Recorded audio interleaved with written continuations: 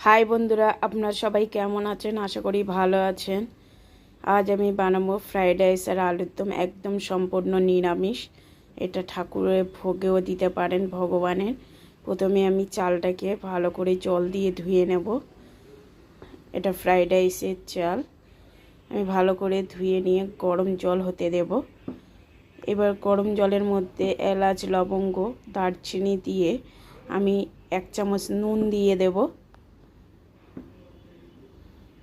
দিয়ে একটু নাড়াচাড়া করে নিতে হবে খুন্তি দিয়ে। তারপর চালটাকে ছেড়ে দেব। এইভাবে একটু নাড়াচাড়া করে নেবেন।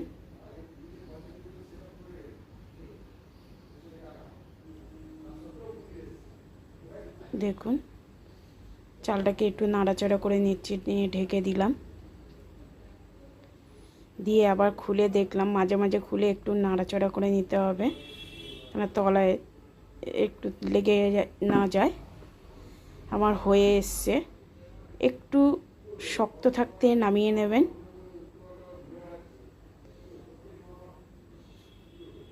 এইভাবে একটু নাড়াচাড়া করে দেখুন, আমার হয়ে এসছে।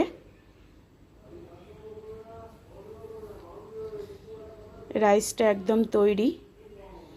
আমি কড়া থেকে তেল দিয়ে কাজু, কিশমিশ, বিনস, গাজর, মটরশুঁটি সব এক এক করে ভেজে নেব।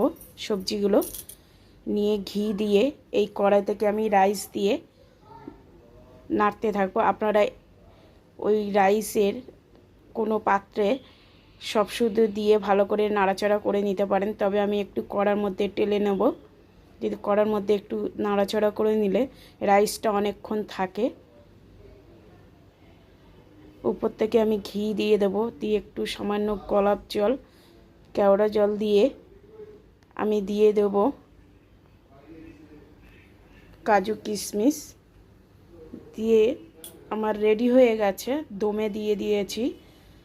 আমি 2 রকমই করেছি, একটা দমে দিয়েছি আর একটা কড়াই থেকে ভেজে নিয়েছি। এবারে আমি আলুর দম তৈরি করতে লাগবে পোস্ত, কাজু, কিশমিশ, বাদাম, আদা দিয়ে আমি ভালো করে একটা পেস্ট তৈরি করে নেব। এবার আমি জিরের ফোড়ন দিয়ে, গরম মশলা ফোড়ন দিয়ে, আমি দারচিনি, লবঙ্গ দিয়ে ভালো করে আমি তেলের মধ্যে দিয়ে আলুটাকে ছেড়ে দিয়ে আমি তবে মশলাটা একসঙ্গে আমি করে নিয়েছি। টক দই, কাজু, কিশমিশ, বাদাম সব কিছু দিয়ে আমি পেস্ট তৈরি করে নিয়েছিলাম মিক্সিতে। নিয়ে একটু সামান্য একটু হলুদ দেবেন, বেশি হলুদ নয়। তবে আমি হলুদটা আমার বেশি হয়ে গেছে, একদম লাইট করবেন, যেহেতু এটা কাশ্মীরি আলুর দম। দেখুন তেল ছেড়ে এসছে। ঘি, গরম মশলা দিয়ে কষাবেন। লাস্টে আর ঘি, গরম মশলা দিতে হবে না। এইভাবে নাড়াচাড়া করে নিলে উপর থেকে 2টো কাঁচা লঙ্কা দিয়ে দেবেন। হয়ে গেছে আমার রান্নাটা। কেমন হয়েছে বন্ধুরা আলুর দম ফ্রাইড রাইস কমেন্ট করে জানাবেন। ভালো লাগলে। ভালো থাকবেন।